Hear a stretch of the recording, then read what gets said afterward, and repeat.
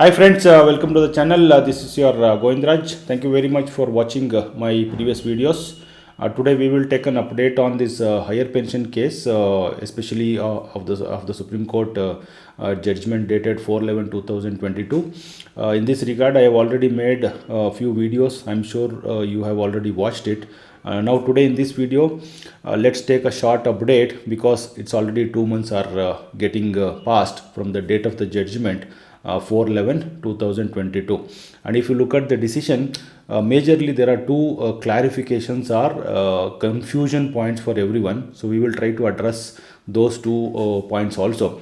The first one is it is the case of employees who retired before 1/9/2014, and the second one is of course employees who contributed on actual higher wages and continued after 1/9/2014, but they have not filed the formal joint option under para 26(6) of the Employees Provident Fund Scheme 1952.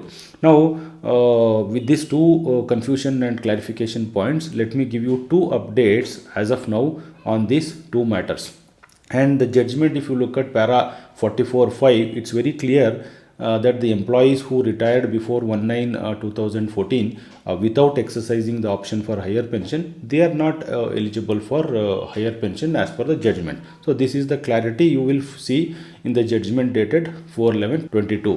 However, a few retired officers have filed another review petition for modification and also clarification of this part of the judgment. So now this matter is also referred for the full bench because the original judgment was also delivered from the full bench. Now you can actually follow this case which I am showing you now for further updates on this, and now it's being listed before the Honourable Chief Justice for for the further progress on this case. Now, meanwhile, you will also see that in the media there is the PF department has not given a guidelines, but they have actually thinking to file another SLP on this judgment because the EPFO feels that there are financial and actuarial implications of this judgment, and there are certain things are also very complicated to implement. So if suppose if the EPFO files another SLP on the review petition, then the case the fate of this higher pension also depends on this SLP. Now, as I said earlier, I also filed an RTI application before the EPFO for clarification of guidelines of this judgment, and they said that with respect to the Honourable Supreme Court order dated 4/11/2022, the matter is under consideration. So that means the guidelines are not issued, they are still considering either to provide a guidelines or to again go for a special leave petition before the Supreme Court on the judgment dated 4/11/2022.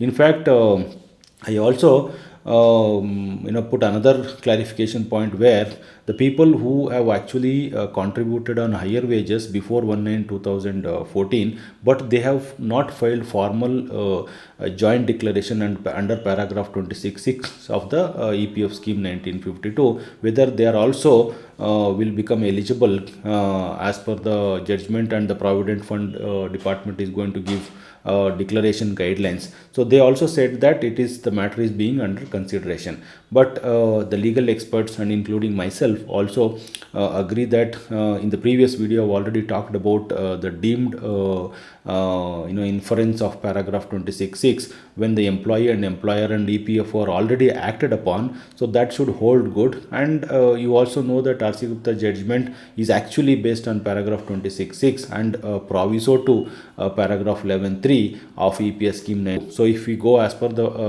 RC Gupta case, and people who have contributed on actual higher wages before 1/9/2014, and even though they have not filed formal declaration, they should also be given an opportunity in view of the recent judgment and within that 4 months.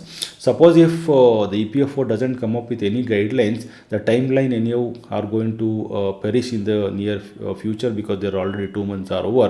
So my advice for all of you is seek the clarification from your RPFC, your jurisdiction RPFC, and also if they are not going to give any guidelines, you can go ahead and file your own declaration if people are eligible, along with your own joint option template. And this is it at this moment, and I will keep you posted if the guidelines are going to come in the recent near future.